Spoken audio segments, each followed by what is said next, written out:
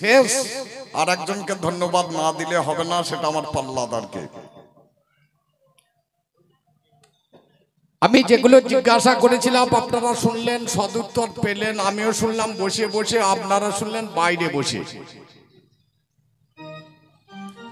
হে রাম, তোমার কথার মধ্যে যদি ধরি কি এখন আমরা পেলাম কি? প্রথম জিজ্ঞাসা করেছিলাম, বলো রাম তুমি ভালো আছো তো?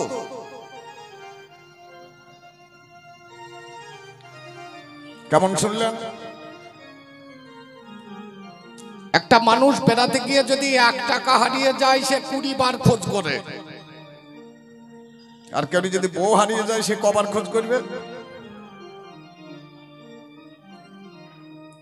পকেট থেকে যদি 1টা টাকার কয়েন যদি পড়ে যায়, সেই রাস্তায় সেই লোকটা মোটামুটি ধরুন 20 বার যাবে, না পাওয়া পর্যন্ত ঘুরতে ঘুরতে থাকবে। আর কারো যদি বউ হারায়, সে রাস্তায় কবার যাবে?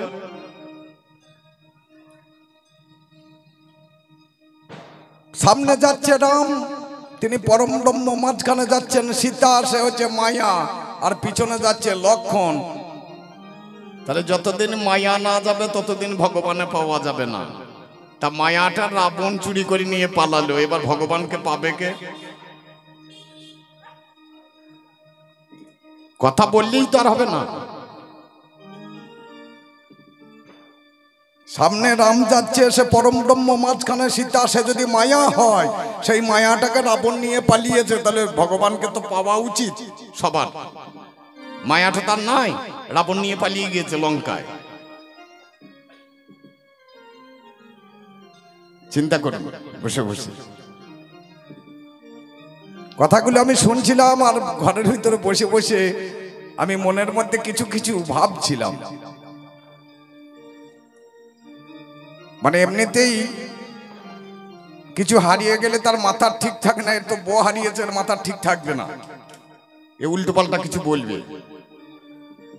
আমি জিজ্ঞেস করেছিলাম, বলো তুমি বনবাসে এসেছো, তোমার কথা আছে, কিন্তু সীতা, লক্ষণ, এদের কি কোনো বনবাসে অভিশাপ ছিল যার জন্য এলো বনবাসে? রামের বনবাস নিয়ে আমি কথা জিজ্ঞেস করিনি তোমাকে। উত্তরটা শুনলেন, বলে ও ভালোবেসে এসেছে। আমার এক বন্ধু টিউশনি পড়ায়, পড়াশোনাতেও ভালো, খারাপ না। কতগুলো ছেলে নিয়ে বসে আছে, আমি গানে চললাম, উঠে দাঁড়ালো, রসরাজ কোথায় যাবি রে? আমরা গানে যাবো। বলে তুই কি করছিস? বলছে কতগুলো ছেলেকে টিউশনি পড়াচ্ছি। আমরা ছেলেগুলো কেমন? বলছে জুয়েল মাল। বলে একবার হাত দিয়ে দেখবো নাকি? বলছে দেখ। আমরা 39 কয় 10 কয় বাবা? বলছে 5 10 নয়। আমরা বললি যে জুয়েল মাল। বলছে মুখ তো আর বন্ধ নাই, বলছে তো। ব্যাপারটা বুঝুন, মাল জুয়েল বলছে তো, ঠিক বলুক আর ভুল বলুক। এরপরে জিজ্ঞাসা করলাম, বলো যে সিংহাসনে রাজা ধীরাজ বসে, সেই সিংহাসনে খড়ম। বলছে রামের অংশ থেকে লক্ষণ তৈরি হয়েছে, তা তোমার যেদিন খড়ম নিতে এলো, ভরতের অংশ থেকে তো শত্রুঘ্ন তৈরি হয়েছিল, দুজনে এলো না?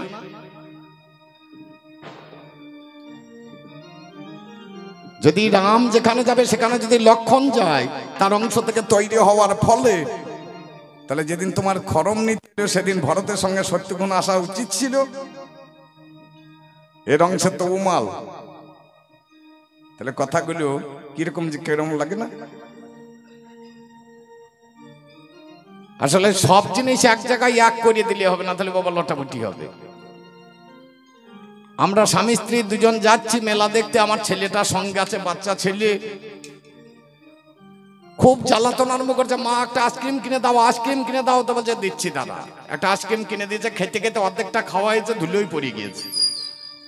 ছেলেটা তাড়াতাড়ি কুড়াতে যাচ্ছে, আমার বউ বলছে বাবারে ধুলো মাখা জিনিস নিতে নাই, এটা নিও না। আবার চলছি মেলায় যেতে যেতে, আমার ভাগ্য খারাপ, হঠাৎ আমি উপর হয়ে ধুলোই পড়েছি। এবার ওর মা তাড়াতাড়ি আমাকে তুলতে যাচ্ছে, তখন ছেলে হাতে ধরেছে মায়ের, বলছে মা ধুলো লাগা জিনিস নিতে নাই। আচ্ছা বলুন, আইসক্রিম পড়ে যাওয়া আর বাবা পড়ে যাওয়া এক হবে নাকি? তাই সব মাল এক করে দিও না, তাহলে তো হবে না। আমার যার ধান তার ঠিক, দলিল যার জমি তার ঠিক, কিন্তু পালকি যার বউ তার হবে কেন হবে না? আমার যার ধান তার, জমি যার ফসল তার, কাগজ যার জমি তার, তাহলে পালকি যার বউ তার হবে? হবে না। তোমাকে যে জিজ্ঞাসাগুলো করেছিলাম তুমি সদুত্তর করেছো, আপনারা মেনে নিয়েছেন, আমার মানতে অসুবিধা নাই। আমাকে বলছে তুমি রাক্ষস হলে কি করি? আমি রাক্ষস না আমি কি আর কিছুক্ষণ পরে বুঝতে পারবে। আমি বলবো না, তুমি নিজে নিজে বলবে। আর কিছুক্ষণ পরেই তোমাকে একটা পূজা আরম্ভ করতে হবে, যার নাম অকাল বোধন। আমি রাক্ষস না আমি ব্রাহ্মণ। আর কিছুক্ষণ পরে তুমি যখন নিমন্ত্রণ করতে পাঠাবে তখন তুমি নিজে নিজে বলবে, আমি বলবো না। পুজোটা কে করেছিল, রাবণ না অন্য কেউ? তাহলে যদি আমি রাক্ষস হয় আমাকে দিয়ে তোমার পুজো করানোর দরকার। তাহলে তুমি নিজের পায়ে নিজে কুড়ুল মেরে আমাকে আবার জিজ্ঞেস করছো। বউ কি আর এমনি এমনি হারাই লোকের? আমি যখন সীতাকে চুরি করে নিয়ে গেলাম, আমার লঙ্কায় আমার মন্দোদরী এসে বলছে, স্বামী তুমি অন্যায় করছো। আমার একবার চুরি করলে দোষ হয় না। বলে কি বলছো স্বামী? আমার ওরে যে চুরি করলে পরে স্বয়ং লক্ষ্মী আসে ঘরে, সে চুরি কি আর মন্দ হইতে পারে? একবার চুরি করে যদি লক্ষ্মীকে ঘরে আনা যায় সে চুরি কি আর কোনোদিন খারাপ হয়? বলছে না স্বামী তুমি খারাপ কাজ করেছো।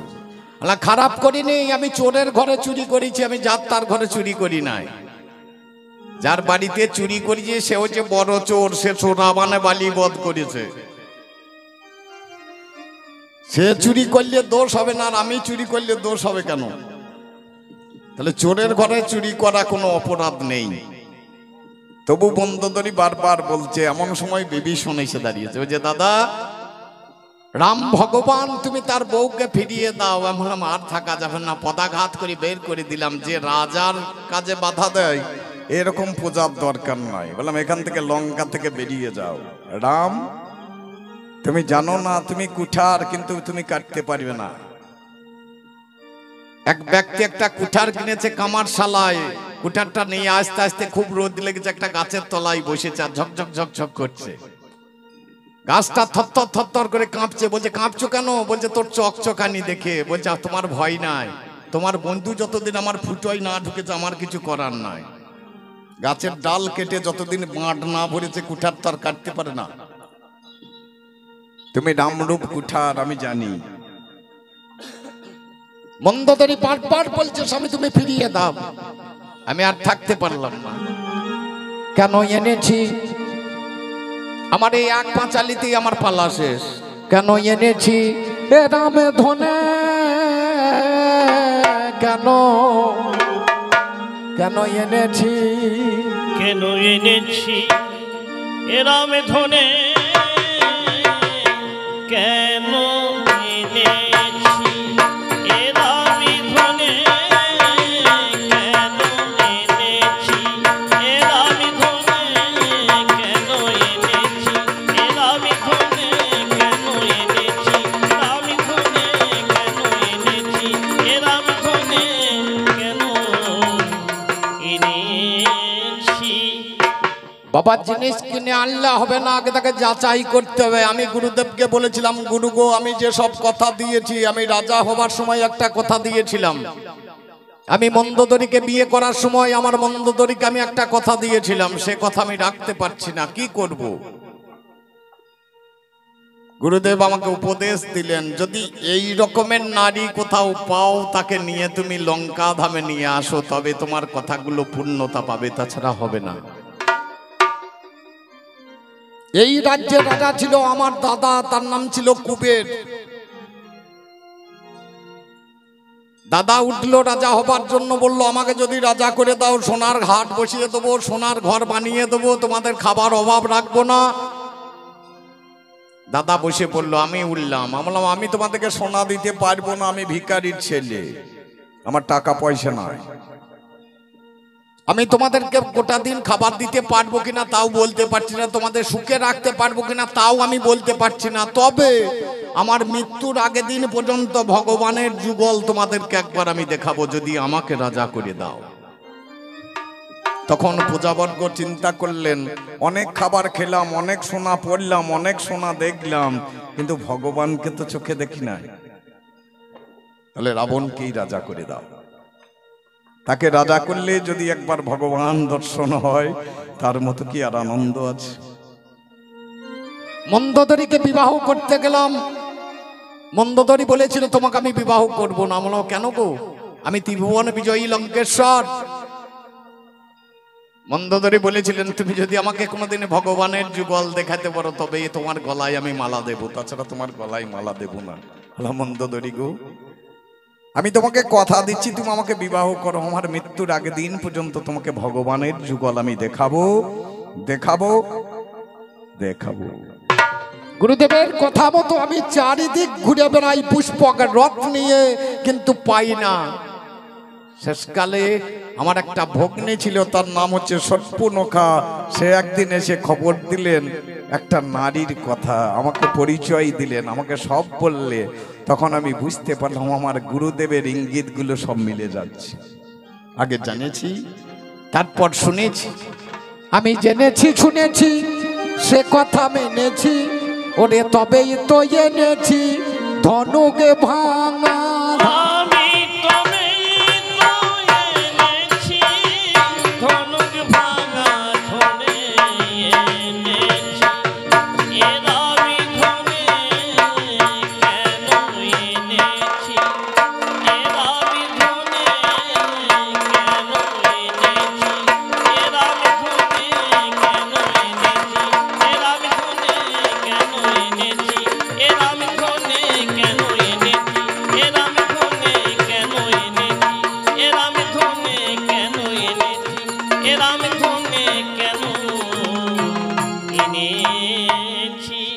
সবাই যখন আমাকে বলছে তুমি ভুল করেছো, আমি মনে মনে ভাবি বিশ্ব ভাবে না ভাবি আমল, ভাবি বিশ্ব ভাবে না ভাবি আমল।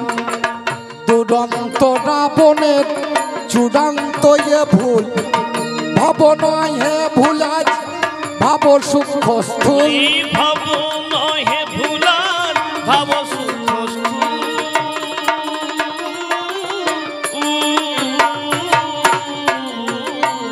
পাবো ভবার নবে কুলিয়ার বাসনা তাই, পাবো ভবার নবে কুলাজ বাসনা তাই। মনে এনেছি এ রাম ধনে কেন এনেছি, রাম ধনে কেন এনেছি, এ রাম ধনে কেন এনেছি, এ রাম ধনে কেন এনেছি, এ রাম ধনে কেন এনেছি, এ রাম ধনে কেন এনেছি। পঞ্চবটি বনে যায় আমি সাধু বেশে ভাই, ভিক্ষাং দেহি বলে যখন কুটিরে দাঁড়াই।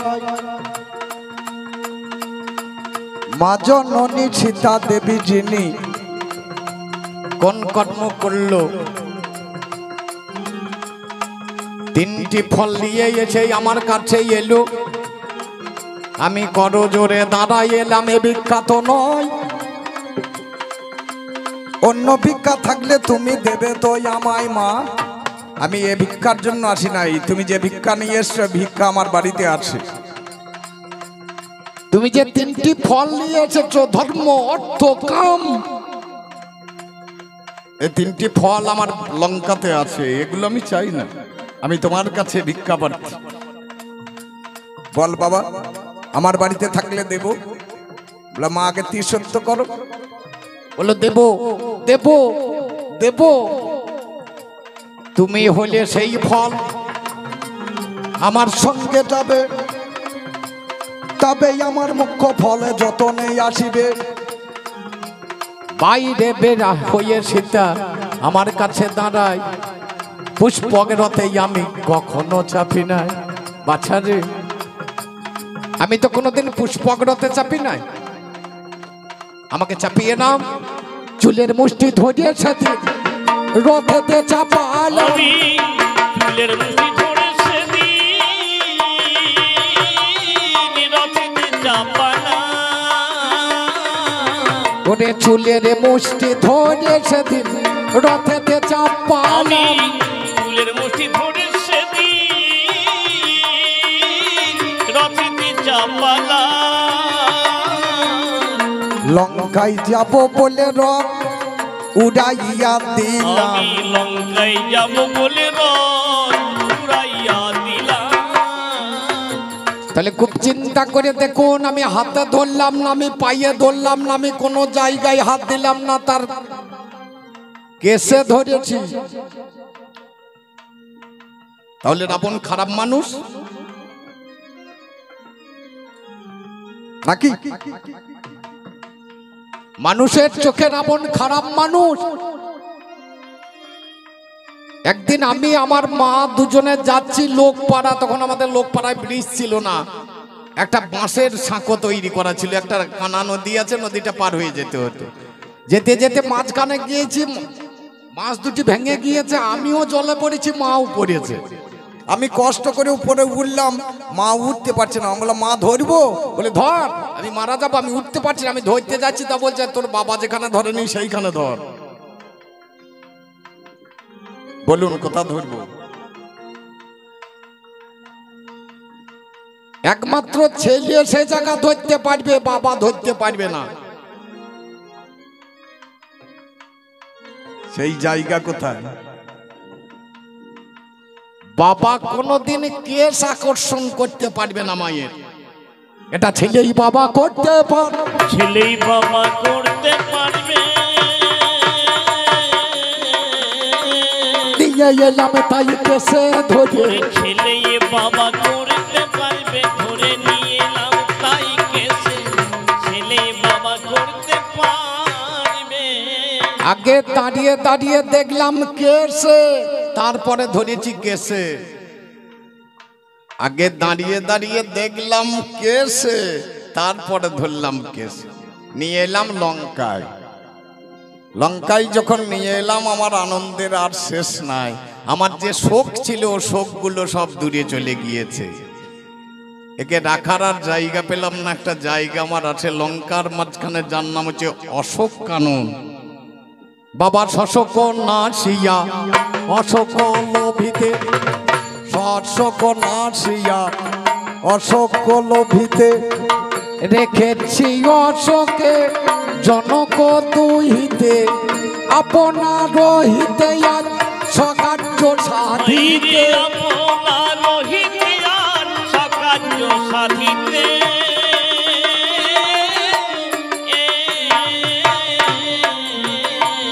ওগো লঙ্কার মাঝেতে নবযুদ্ধ, ও লঙ্কার মাঝেতে নবযুদ্ধ এনেছি। এরাম ধনে কেন এনেছি? এরাম ধনে কেন এনেছি? এরাম ধনে কেন এনেছি? এরাম ধনে কেন এনেছি? এরাম ধনে কেন এনেছি? এরাম ধনে কেন এনেছি? বিশেষ কথা, সীতাকে আনারও তো একটা কারণ আছে। একটা রাজার মেয়ে সে যদি বনে জঙ্গলে ঘুরিয়ে বেড়ায়, তার বাবা মাথা ঠিক থাকবে? খুব চিন্তা করে দেখুন, একটা রাজার মেয়ে সে যদি বনে জঙ্গলে ঘুরিয়ে বেড়ায়, সেই বাবার মাথা ঠিক থাকবে? আমি তো জানতাম না। যেদিন জনক রাজার ঘরে গিয়েছিলাম হরধনু ভঙ্গ করতে, আমি হরধনু স্পর্শ করতে যাচ্ছি, হরধনু থরথর করে কাঁদছে, বলে আমায় স্পর্শ করবেন না, আমায় স্পর্শ করবেন না। ও গো রাজা মশাই তোমায় করি মানা, আমায় স্পর্শ করবেন না। গো রাজা মশাই আমি করি মানা, আমায় স্পর্শ করবেন না। সঙ্গে সঙ্গে সেদিন আমি তারে জিজ্ঞাসা করিলাম কি হয়েছে আমায় বলো খুলে, আজ জানতে ইচ্ছা করলাম। হরধনু সেদিন আমার কাছে নিবেদন জানাই, বাবার সঙ্গে কন্যার বিয়ে কবু সম্ভব তো হয় নাই। আমি চিন্তা করলাম মনে মনে, সীতাই আমার মেয়ে। হরধনু সেদিন জানাইল বাবা আমার কাছে কইয়ে, যখন আমি রাজ্য জয়ে করিয়াই আমার ঘরেতে ফিরিলাম, মা জননী ডাকে আমায় শনিবারে পেলাম। বাবা রাবণ এলি বলে যখন আমার কাছে যতনে দাঁড়ালো, আমি হুঙ্কার দিয়ে বলেছিলাম আমায় বলো না আর ভালো, বলো ত্রিভুবন বিজয়ী লঙ্কেশ্বর এই কথাটা শোনো। লঙ্কেশ্বর বলে আর ডাকবে না, জানাই বিবরণ। আমার মা জননী দরদিনী তখন বনেতে পাঠাই, ওই বনের মধ্যে মুনি আছে তার করে আনা চাই। আমি সৈন্য সামন্ত নিয়েছে দিন করিলাম গমন, ওরে বিশ্বাবসুর আশ্রমেতে দিলাম দর্শন। যেটাই আমার বাবা ছিল বাবা চিন্তা করুন মনে, আমি তার আশ্রমে পোষাইলাম অতীব যতনে, সৈন্য সামন্ত নিয়ে যতনে দাঁড়াই, করে দাও। বিশ্বসভা মণি বলছে তুমি যে কর চাইছো রাবণ, একটা কপিন পড়ে আছি, একটা মেলায় আছে। একটা কবির পড়ে আছি, একটা মেলায় আছে। আজ কি বা করে দিতে পারি বলো আমি তোমার কাছে, কি বা করে দিতে পারি বলো তোমার কাছে। কর জোরে দাঁড়িয়ে বললাম মুনিবর কর আমাকে দিতে হবে। বারবার বলার পরে বিশ্বসভা মুনি হাতে ছিল কোষাকুষি, কুশিটাকে নিয়ে কপালে আঘাত করলেন, কপালটা ফেটে গেল। কপিনের একটা টুকরো ছিন্ন করে নিয়ে রক্তটা মুছে আমার হাতে তুলে দিলেন। রাবণ এটা মহাবীজ, যত্ন করে রেখে দিবি। যত্ন করে রেখে দিবি। ওই করে নিয়ে আনন্দতে করিলাম গমন, লঙ্কাতে এসে আমি দিলাম দর্শন। ওরে কোথায় আছো মন্দোদরী, আমার কাছেই আসবে, বিষটাকে যত্ন করিয়ে তুমি রেখে দেবে। মন্দোদরীর হাতে বিষ তুলে দেওয়া হলো। কিছুদিনে লঙ্কা ধামে গত হইয়াছিল, আর একদিন আমি বাবা রথে উঠিয়ে ভাই আমি যুদ্ধক্ষেত্রে চলে যাবো আমরি বালায়। আরে এমন সময় মন্দোদরী আমার কাছে এসেছে, বিচিদক্ষা করিয়ে যাও কথা হেসে হেসে হাসতে হাসতে আমার কাছে মন্দোদরী কয়, আরে ঋতু রক্ষা করিয়ে যেতে হবে গো নিশ্চয়। আমি পদাঘাতে করিয়ে সেদিন ফেলাইয়া দিলাম, আমি পুষ্পক রথে সেদিন উড়িয়া চলিলাম। ও বাবা রে মন্দোদরী ক্ষোভে এসে গেল, ঘরে তাহার বিষ আছে মনেতে পড়িল। ওই বিষটা নিয়ে সেদিন পান করেছে ভাই, সঙ্গে সঙ্গে গর্ভবতী আমরি বালায়। গর্ভ থেকে সঙ্গে সঙ্গে প্রসব হয়ে গেল। একটা কন্যা সেদিন আমার জন্ম হইয়াছিল, তামার ডকে ভরিয়ে সেদিন ভাসাইয়া দেয়। ভাসতে ভাসতে জনকের চরে এলো ভাই, চরের মধ্যে এসে মাটি ঢাকা পড়িয়েছিল। জনক রাজা দিনই আমার লাঙল চাঁদে গেল, ওই লাঙলের ফালে উঠেছিল মহাশয়, সেই ডালে উঠে তারে সীতা নামে হয়। মেয়েটাই আমার বটে চিন্তা করুন মনে, মন্দোদরী গর্বে এলো বলবো না বা কেন, আমার মেয়ে আমার ঘরে এসেছে নিশ্চয়, তাতে আবার অন্যায়ের কি বলুন মহা, এতে অন্যায় কিছু দেখি না। অন্যায় কিছু দেখি না।